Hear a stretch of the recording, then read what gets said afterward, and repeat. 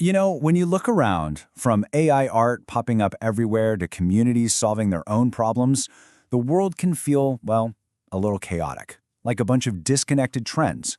But what if I told you they're all part of the exact same story? Today, we're going to connect the dots between our messy, amazing culture and this massive, structured shift that's happening in technology and industry. All right, let's get into it. So let's start with this single sentence from the Global Culture Report /. This is really our key.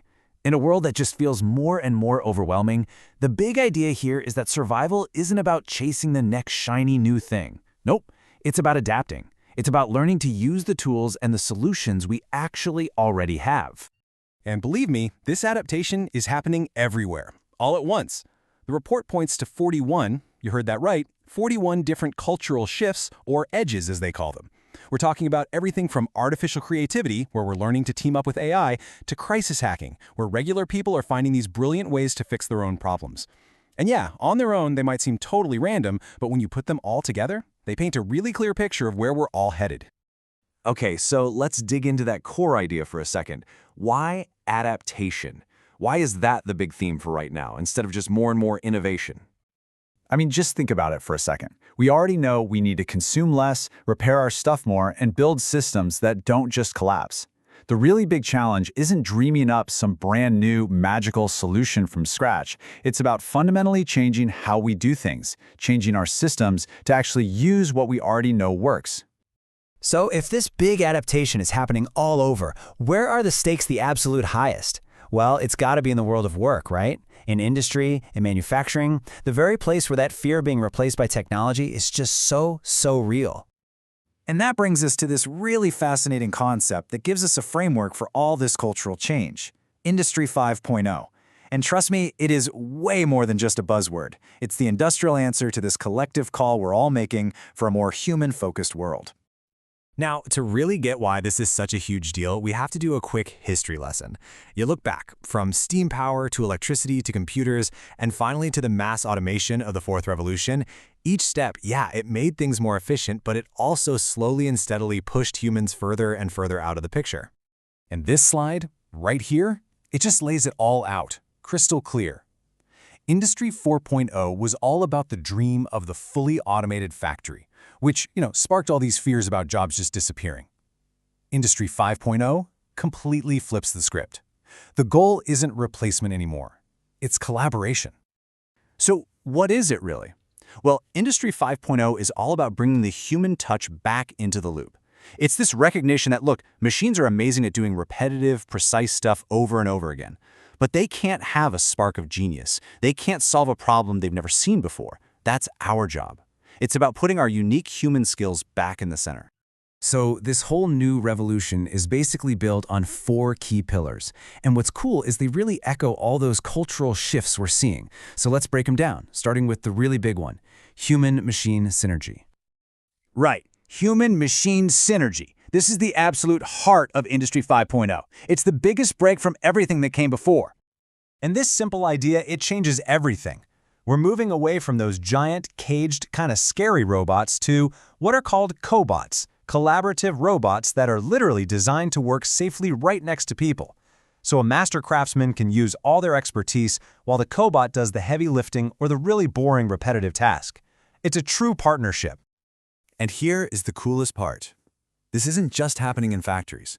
This exact same principle is a mirror image of what's happening in our creative lives.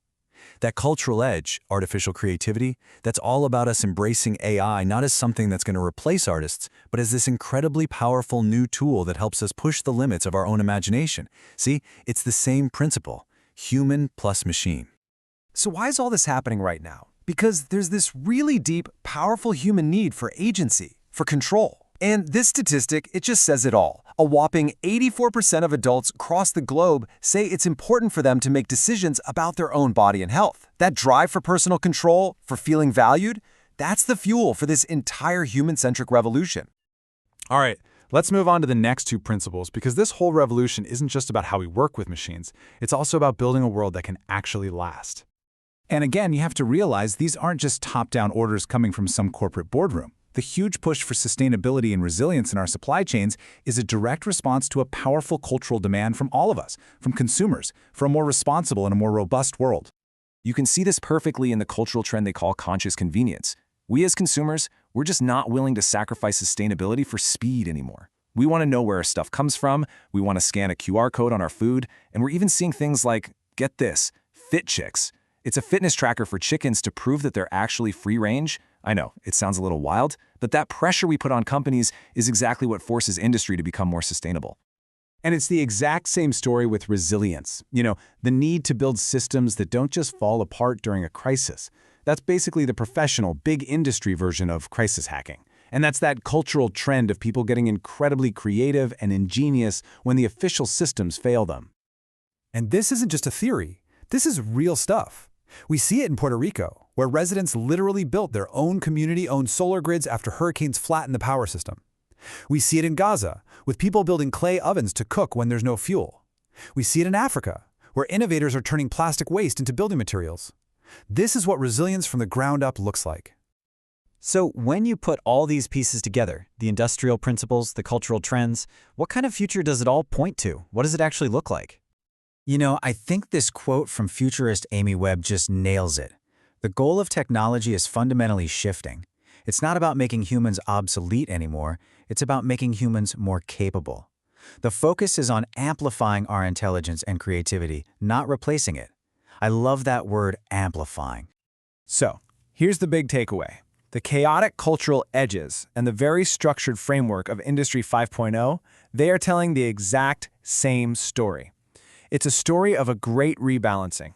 After an age where we prioritized pure, cold efficiency above all else, we are now, consciously and together, choosing to put human values, our creativity, our well-being, back at the absolute center of progress. You see, this revolution is already happening.